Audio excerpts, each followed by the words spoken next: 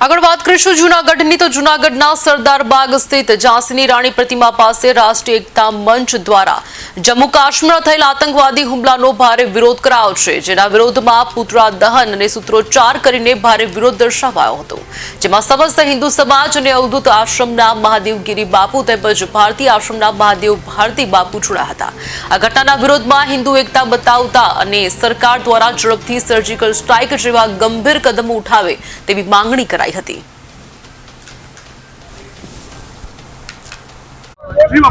भारत माता की जय। गई काले जम्मू काश्मीर पहलगाम में जो घटना घटी, आतंकवादियों निर्दोष लोगों ने एक भोग बनाया, मौत ने घाट उतारी और बहुत मोटो अधर्म कृत्य कर्यु। सखत शब्दों में वखोड़ी काढ़ीए छे।